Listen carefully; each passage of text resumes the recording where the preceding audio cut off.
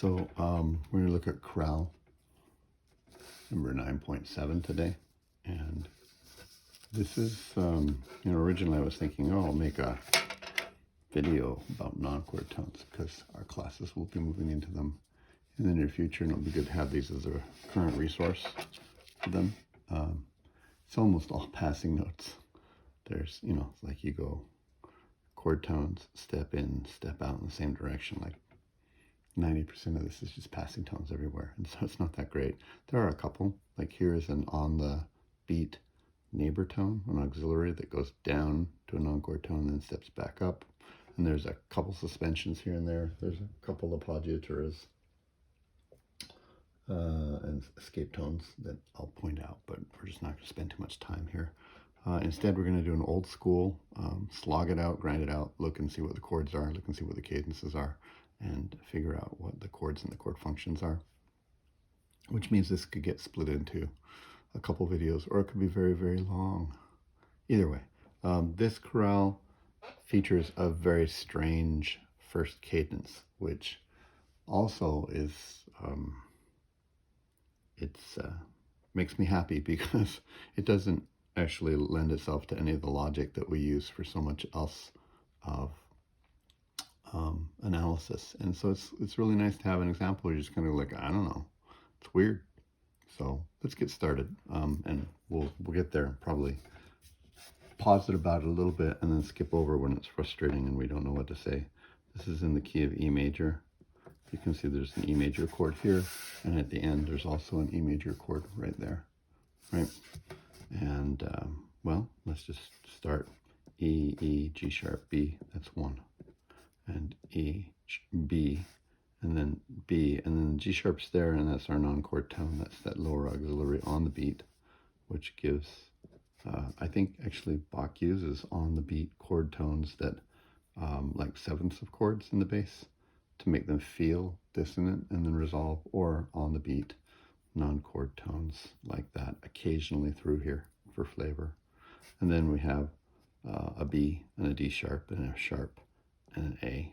So this is a 5 and a 6/5 right there, right? Because this was an E, this was an E, this is a B7. Now that seventh there is being run as though it's an on the beat non-chord tone, just like this is a lower auxiliary on the beat that resolves. Even though it's a seventh, it feels like a non-chord tone. That's how sevenths on 5 chords developed. It feels like another one. So when you get these first chords here, you get a nice E major chord, and then you get this one that sounds like blunted here, right? Which is nice, resolves, and then we get to our 5/7 chord there, and again, it feels funny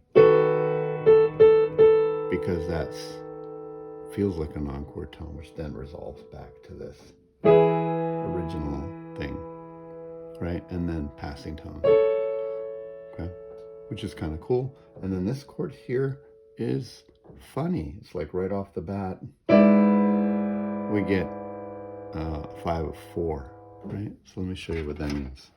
This is the same as right there. It's just another one chord. And these are sort of saying like, okay, we're going to blunt our chord here and resolve, and blunt our chord there and resolve back to the original one. It's a little microcosm.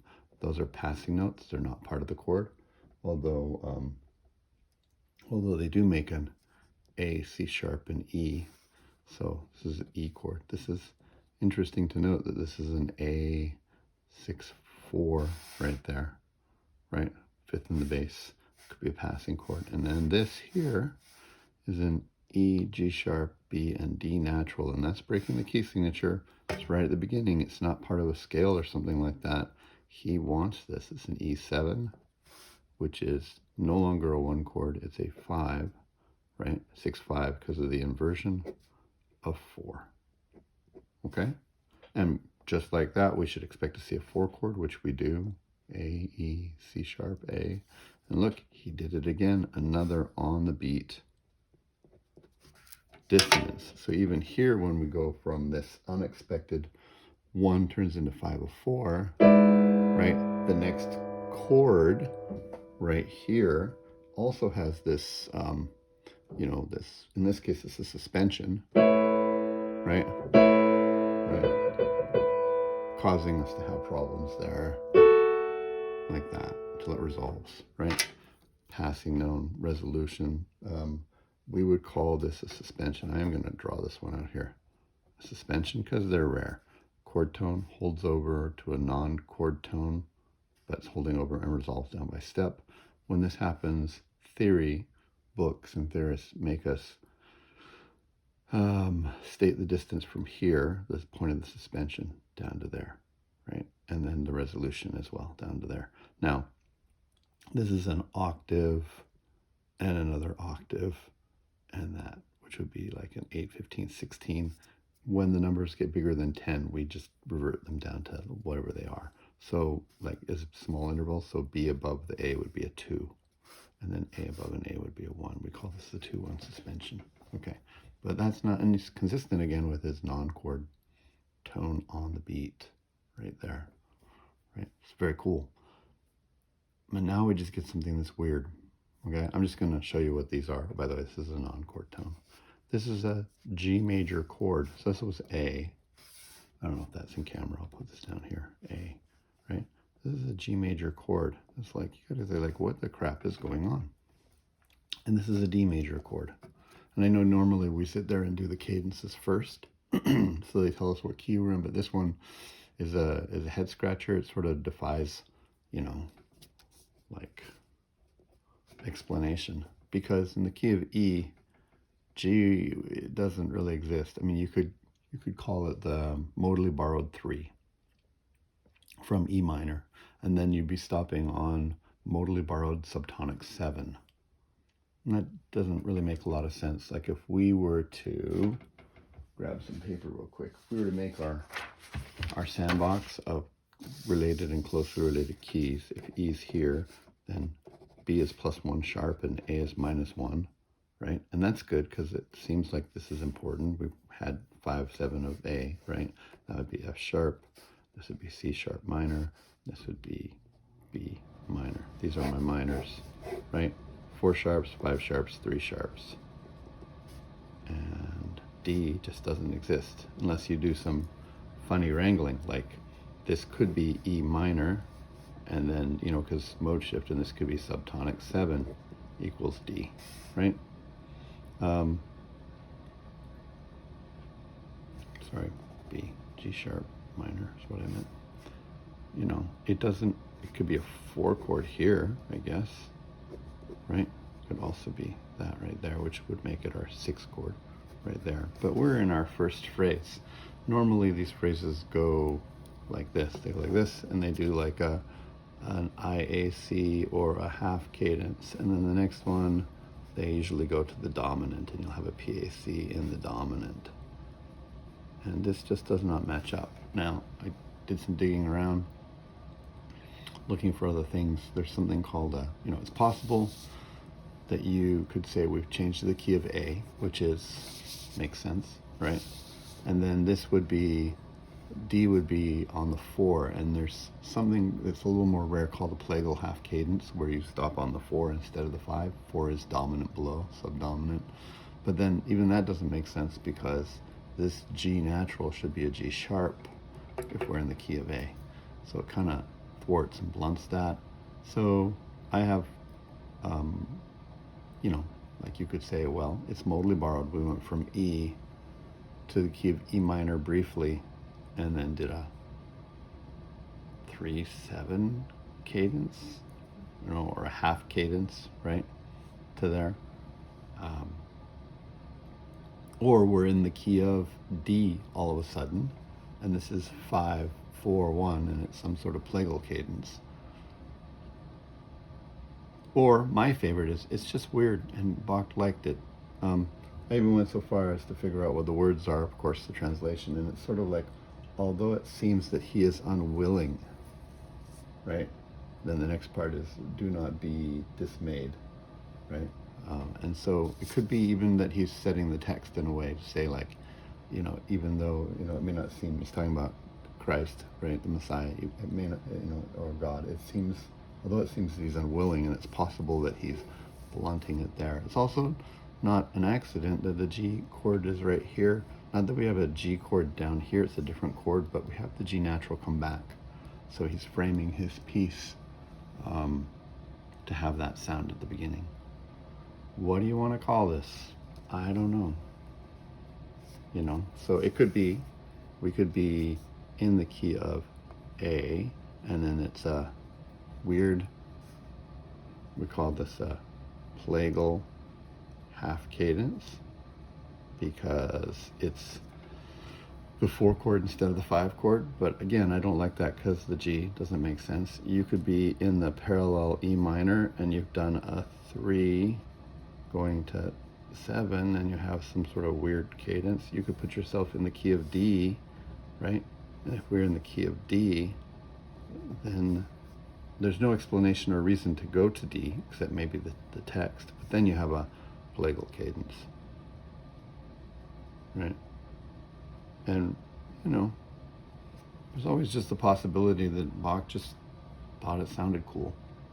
Well, it's probably a little more than that, but we don't know all the nuance and stuff. And I looked, by the way, I looked out on the internet and to other resources and couldn't find anything specifically about this. It's cool though. I'm sure somebody's written it somewhere. It's probably behind a paywall or in a dissertation book somewhere in a university that wasn't easy to access.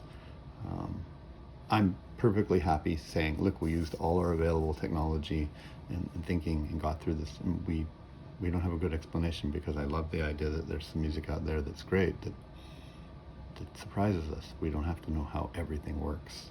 It's good to have some mystery there. All right, that being said, what key are we in? Now we've dealt with the weird one. Let's just look at our cadences.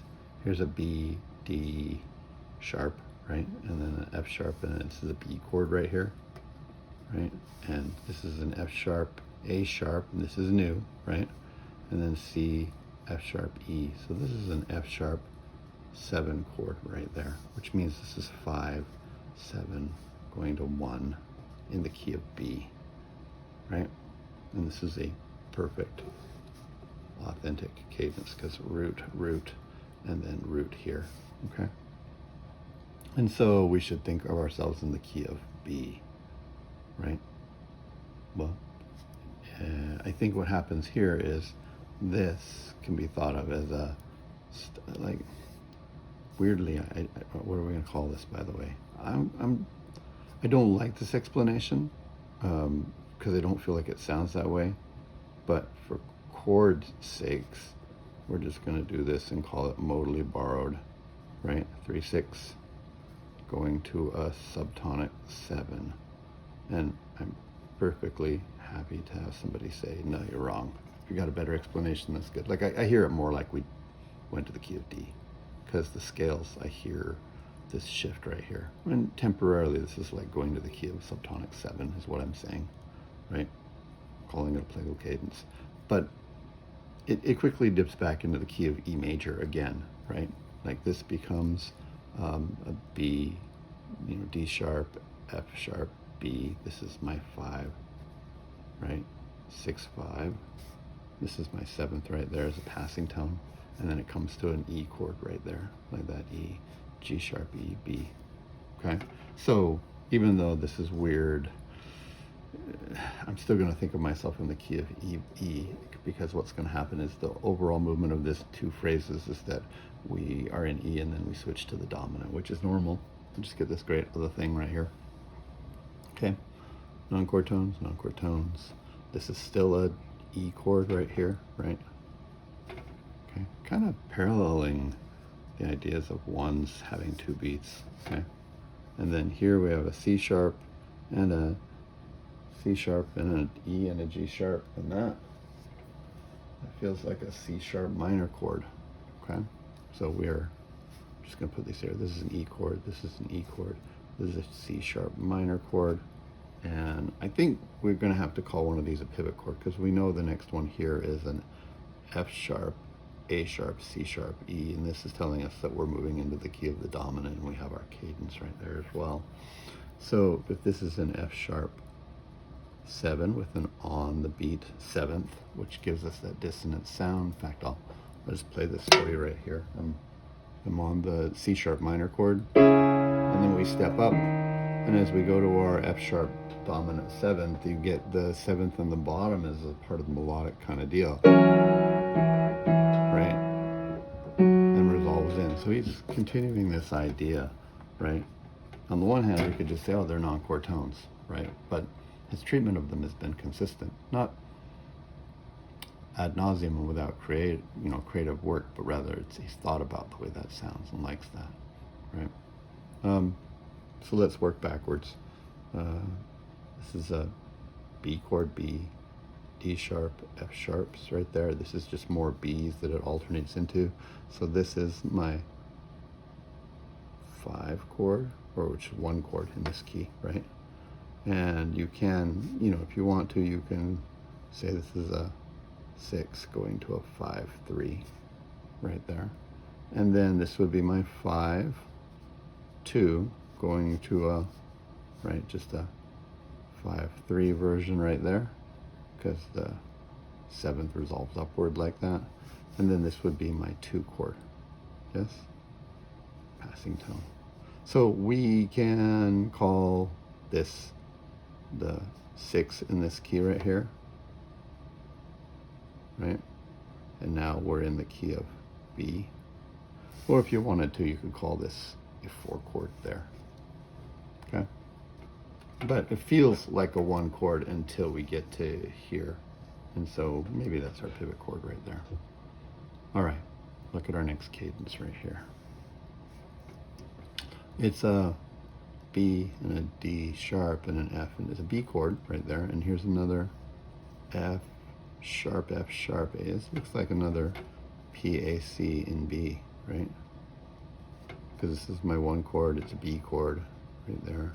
This is my F sharp 7 chord right there. So looks good. And we have our A sharp here as well. So it looks like this phrase may have continued on in the key of B. At least we should try and interpret that. And again, working backwards and forward a little bit to piece them together. But we hear this here like that. We've got our, we get like this right here. And it, cadences and gives us this nice strong cadence, right? So it's interesting because it starts on an E chord right here, right? And normally what happens is after you do this, you'll repeat back. And there's a pivot chord modulation here, but there's what we call a direct modulation or a phrase modulation where it starts over again. It's very useful, our ears are very used to thinking like, okay, we switched keys like here, right? We go like, oh, and now we hear ourselves in the key of B, right? And then, it's fine. That's there. But then the piece would pick up again and start in the key of E, and our minds are very conditioned to go, oh, we're just back in the key of E again, like we started over, right? Right? And so at the end of this, to go from that B chord right there is our cadence, and then start here with another E chord makes us go like, oh, did we pop back into the key of E again? It's like, it feels like that, right? But then it will get strange, because right on the next beat we have that again to remind us no. So I'm going to analyze this in the key of B. This is a 4 chord, right? But it's important to know that our ears would naturally say, I guess we went back to the key of E, just like if we did a repeat, we'd be back in the key of E. And then we get a C sharp minor chord here again, C sharp, E, G sharp, right? And we're thinking, okay, so this would be like 1 and then 6, right? But just like before, where the C sharp was at 6 equals 2, right? That's what happens as soon as we hear that. It's very intentional, okay? So our ears psychologically are going like, oh, we've come back to the key and we've done this. But really what happens is as soon as we hear this, we go, oh, nope, we're actually that, okay? And we probably can interpret the rest of it that way, probably. I don't know, let's see. So The other thing to think about, by the way, is since this is a B chord right here, B, D sharp, B, D sharp, it's be like a one chord right there. It's like, where's my dominant? Usually 2 doesn't go to the 1, 2 goes to a dominant. And if you read this through here and go E, A sharp, C sharp, this A sharp not only tells us we're in the key of B, but A sharp, C sharp, E is my 7 diminished 6 right there, which is my dominant. That takes me to the 1. It happens as a mechanic of a passing note, but you know, Bach actually does this a lot, where you kind of go like, where's my dominant? And you go like, oh, the notes between the beats made the dominant, right? Okay, passing tone. Looks like we have an F sharp and an F sharp and an A and a C sharp, right? So it's an F sharp chord. Now it's kind of interesting here because you think it's F sharp minor, but remember that that holds through notation, right? So it's F sharp, this is B. That makes it a 5 chord, right? And then, well, let's keep going then, I guess. This is B, D sharp, F sharp. And you'd say, oh, it's a 1 chord. But remember, we're not in the key signature of 1. So this 7th right here makes it a dominant 7. This is a B7. And that's a 5 of 4. Now the inversions there is the 2 of 4. And again, I just want to point out, he did this earlier where he put the 2 on the bottom, or the 7th, the chord, 2 inversion on the bottom, and he did it again here, right? Also, in the first phrase, he turned his 1 chord into a 5 of 4, and that's what he just did right there, because we're coming back to an E chord right there, right? So this would be a 4, 6. However, remember, this is our tonic, so he is still psychologically playing with our ears. First off, this chord progression is very similar in sound and character as this, where we head into the 5 of 4 on the 4th beat. We do this here, and then it goes to the 4, which is here. And also, because we started in the key of E, it's like, are we going back to the key of E right there? But then he says, no, we're actually going to cadence properly right there. But this is beautifully like paralleling and yet transformed differently as well. Okay? All right. Here's where it gets a little interesting. And we have to reason a little bit here. Is that on camera? Let's push this up so it's on camera a bit better. Here's our cadence. We have a C sharp and a C sharp and a G sharp. Look, we have an on the beat dissonance again, and then it resolves to E sharp. So this is a C sharp, E sharp, G sharp. This is a C sharp major chord, okay? Remember that with the exception of this weird cadence up there, which we even started to try and think about that way as well. Like if it's a 1 chord, then are we in the key of D? So it's a plagal cadence. If it's a 5 chord, then it's going to be in the key of G, and it's a half cadence. But G comes out of nowhere because A is not part of G, right? Anyhow, here we still have to apply the same logic. Is this a 5 chord or a 1 chord, right? Well, if it's a 5 chord, right, then we're in the key of F sharp minor, right? Okay, that's good. That would work. C sharp equals my 5 chord in this key, right? So let's take a look. And if it's a 1 chord, then we should be in the key of nothing here. Doesn't work because you'd be in the key of C sharp major. Doesn't quite fit. It's got 7 sharps. So I suspect it's a half cadence in F sharp minor because this is the key that we want to go to.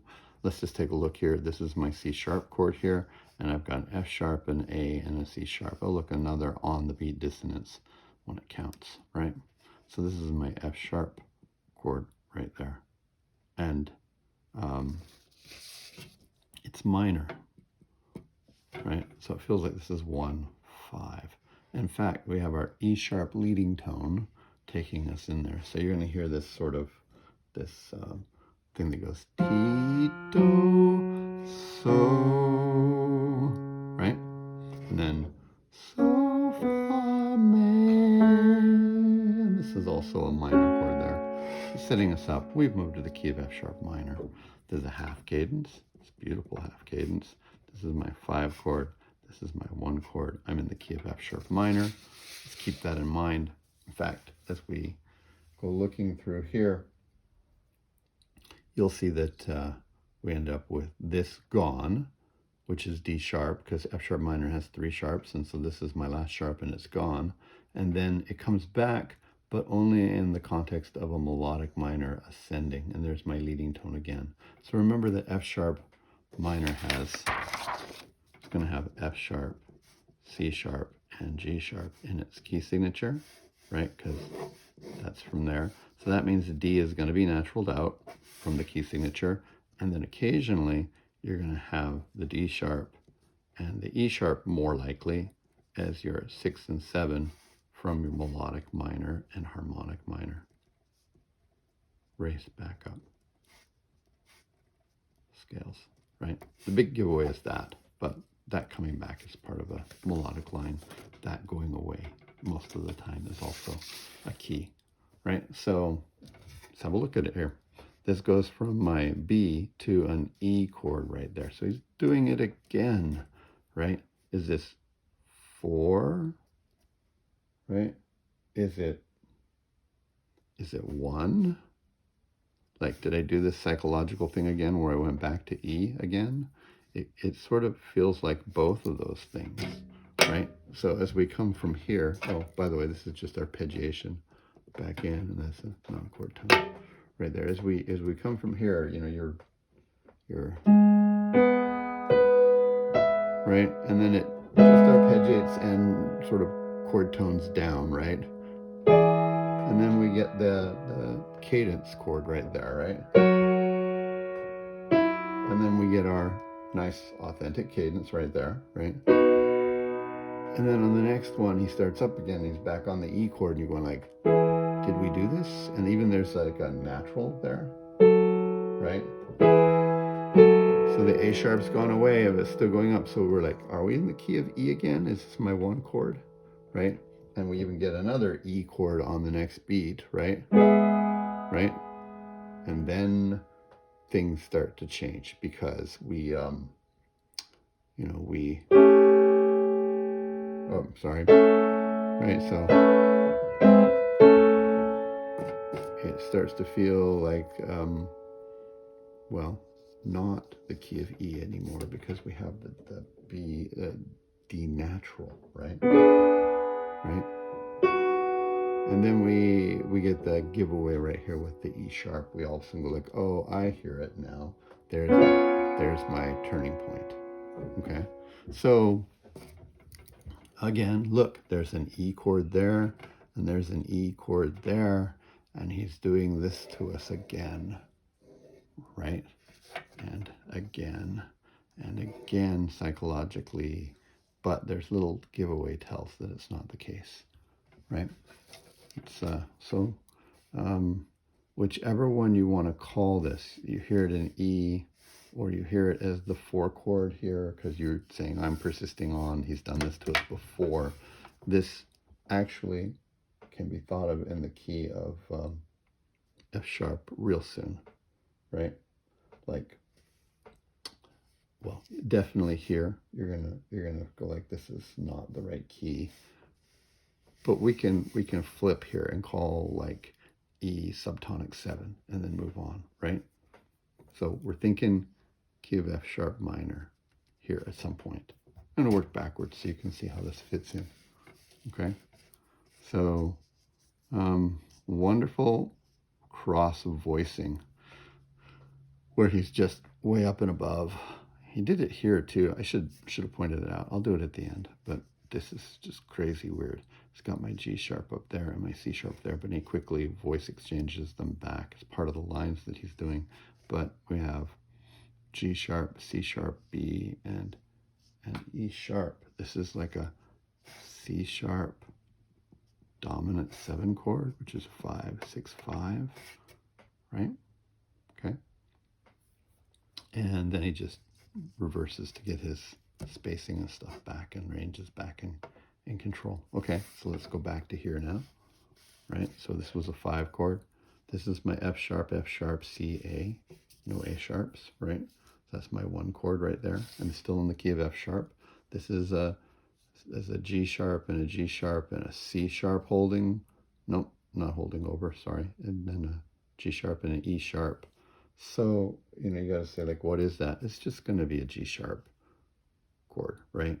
Or E sharp, G sharp, and then the B is not there. But that would be a 7 diminished, sort of the dominant going in right there, like that.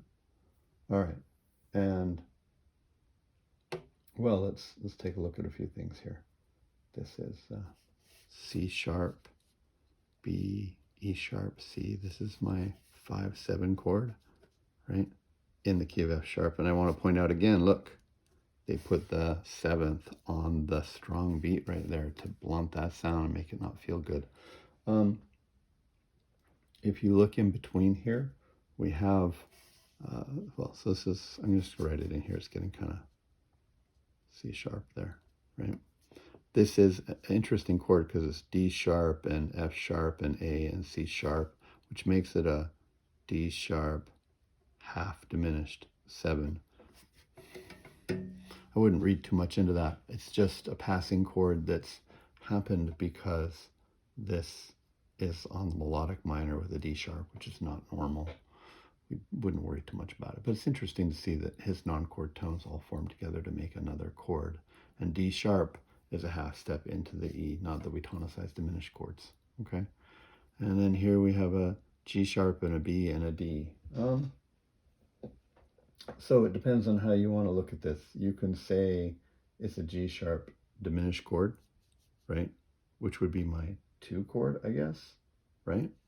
If this right here is G sharp diminished, then in the key of F sharp, that's a 2 chord, right? Diminished 6. However, if you think of this as the non-chord tone on the beat, then the F sharp, not the G sharp, is the key, and then it's a B, D, F sharp, which is a B minor chord, which would be my 4 chord right there. Depends on how you want to look at it either way. I kind of feel like I hear this, well, they're kind of the same chord, but I kind of hear this as an on the beat diminished, because this is diminished chords are less stable than the minor chord that comes afterwards, and I see lots of evidence for on the beat, right? On the beat dissonances. So I like to think of it as this personally, but yeah, it's okay, right? So then my E chord right here, you can also, by the way, see that in between here, this is an A chord as well. So yeah, I mean, I think you could probably say something like an E is the 5 of A. So E could be thought of as the 1 chord or the 4 chord here, but you can also think of it as the subtonic chord, first inversion, going to the 3, right? Which goes to the 4, that's completely legal to the 5, and then, you know, we get to our cadence like that. So, I don't know, from here, F sharp minor, it's the same thing as this, just depending on how you want to look at it. Hooray, we're kind of almost done. Last phrase, if you've been going at it for 30 minutes, I guess we're sort of normal for this. I also want to point out that these are suspensions right here. We're going to just take a moment and say, look at them. So, yeah, sorry, this is the E sharp diminished, which is my 7 chord, and this is my F sharp minor, which is my 1 chord right there. F sharp, C, H. So we look here, this leaps up to a chord tone, rewrites itself, but then holds over and then steps down on the beat. Here is a suspension, right? Same note, step down. And because this is within a 10th, like this F sharp's right there, up an octave, so we will just use these actual numbers, a 9 going to an 8, which, by the way, is the same thing as a 2-1 suspension, just that this was so large that we condensed it down into a small number. So 9/8 is essentially the same thing right there. And then here, this holds over again and becomes a suspension. And This goes up to here, right? So it's more than a tenth to the E. So we're just going to call this a boil down 4 to 3, right? We just bring this down to within the octave suspension. I love that he saved this for his penultimate phrase, cadence, right there. So as we get to here, you'll hear this. It's lovely, and it's like the pinnacle of on the beat dissonances, right? So we have our C, our E sharp right there, and our G, which is above, and our C sharp, which is below. It's kind of a headache to play, right? And then, okay, if you're reading them like this, and then it resets. And then we come to our cadence right here on the F sharp, and we get this dissonance holding over. Nice. Resolve. And then we get to the half cadence, and it's even more so, right? Yeah, really great. Makes me happy, like the sun's coming out in the winter or something like that. This is the same chord again, right? And that's the 7th of the chord, or a passing note, depending on how you want to think about it, which means we're going to go to our 1 chord, 1/6. Now, just remember that we are heading back to the key of E major. This is going to be a PAC, and this is an E major chord right there. So 1 chord, right? And this is going to be my 5 chord. And the inversion seems wacky because the F sharp, he's crossed voices here. He crossed voices here too. He crossed voices right there at the top as well too. But this little thing indicates the orchestra part underneath. And so he's making sure that the fundamental bass is below, even though it's not being sung, right? So I'm going to use these notes here that are in the low part. Sometimes it's just doubling what's there, and sometimes it figures itself out so that this doesn't feel like it's inverted and has strange inversions. So this is still just a 5 with my 7 right there, even though the tenor line comes down below like that and kind of makes things weird. Okay. This is a really interesting progression right here, and I'm going to spoil it ahead of time. So hold on, this is my B7. This is my E chord right here.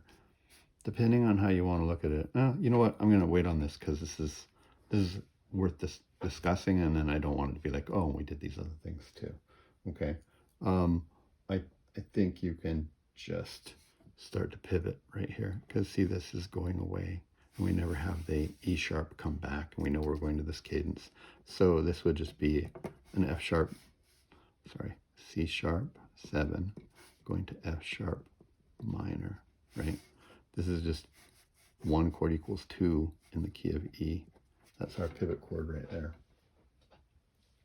And then if we think in the key of E, well, this is D sharp, F sharp A, right? D sharp, F sharp A, which is, what, 7, right? Or maybe, hold on.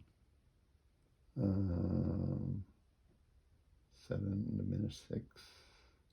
Yeah. 7, D sharp, F sharp A, right? So that's a 7 diminished. And the F sharp's in the bottom, in the key of E. Sorry, sometimes it takes a moment to switch gears. Yeah, and this is a D sharp diminished. And if you add the C sharp into it, it becomes half diminished 7.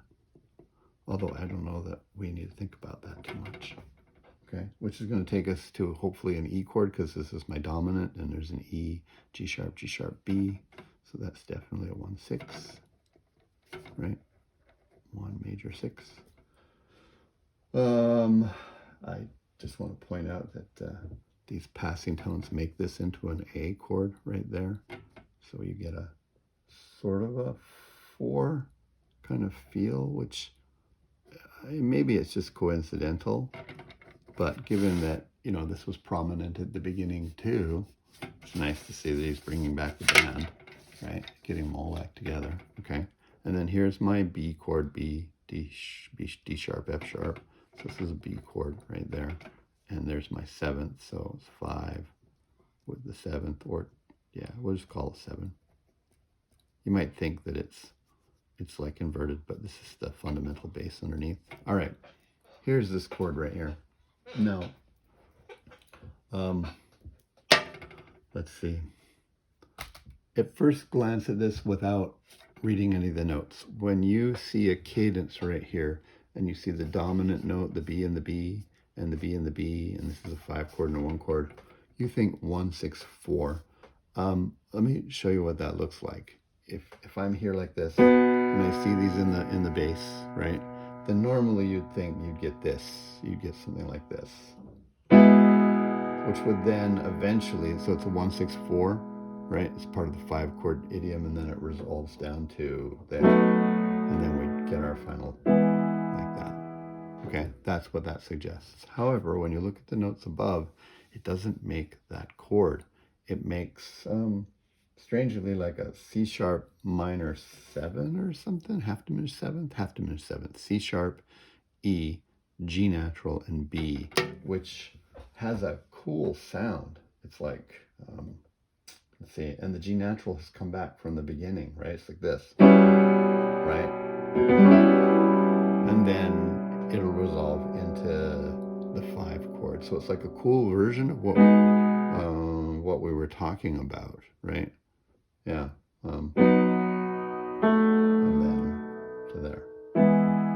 And so on its surface, you might say, well, is this just a substitute for 1, 6, 4?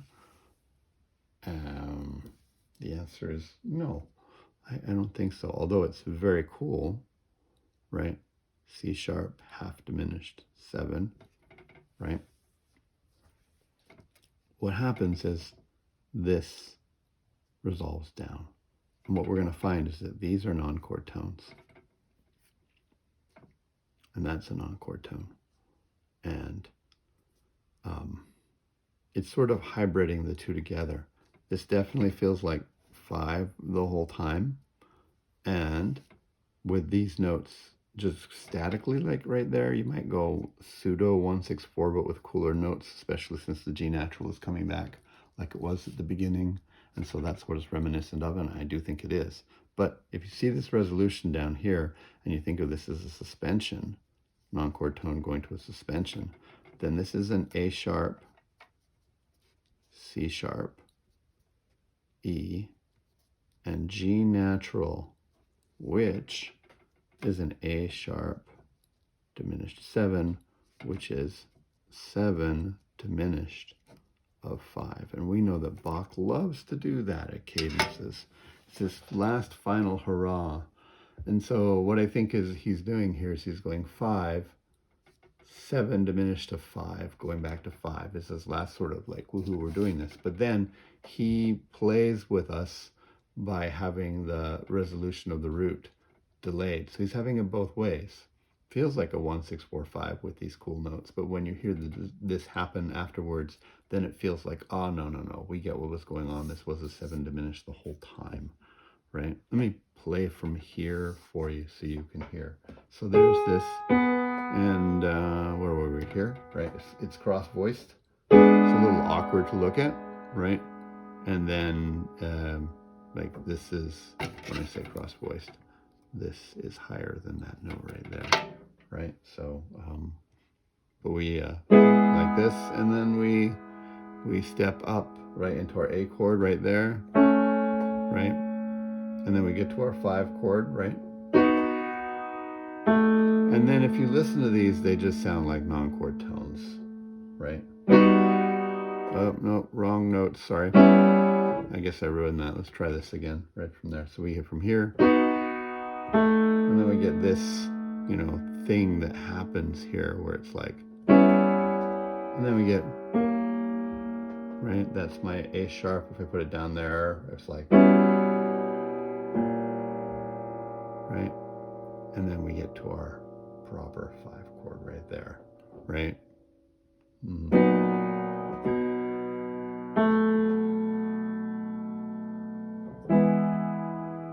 It's pretty nice.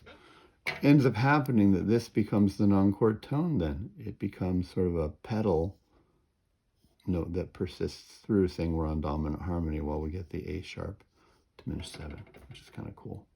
Also, just because of the weird cross voicing, this is the last thing here. I just want to point out that because of weird ways the lines go, the altos jump up above the sopranos, and then jump back down again, right? And so if you think of it like that, then, and these are non-chord tones here, step in, skip out, that's called an escape tone. And then the sopranos are doing the opposite, skip in and then step out, that's called an appoggiatura. I'm going to write the whole thing out, appoggiatura, 2 P's, 2 G's, right? Okay. And then, yeah, this is interesting like that. Again, he takes these ones down as well.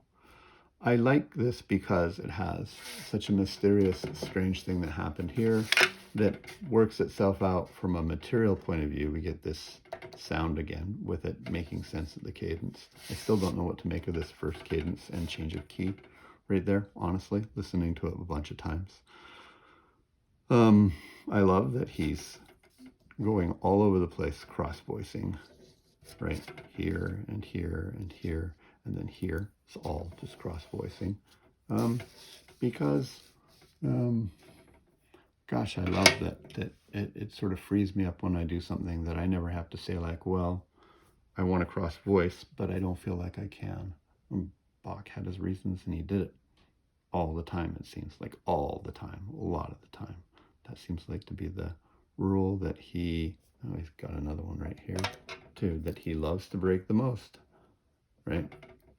Score order is important, but I mean, if this was a submitted chorale writing for a grad school writing project or something like that, or even undergrad, although you wouldn't do this hard, you'd lose all kind of points for being in a weird key and not having an easily defined cadence. You'd lose points for cross-voicing and cross-voicing and cross-voicing, and then here especially for cross-voicing. You know, it'd be a disaster to the grades, and yet it's this beautiful piece of music here. All right, well, there you go. That's 47 minutes. Thanks for hanging out here. The next chorale 10 is really interesting as well. Different style completely, but it'll probably be, I don't know, 4 or 5 days before I get to that one, just because I got some school things going on. Talk to you later.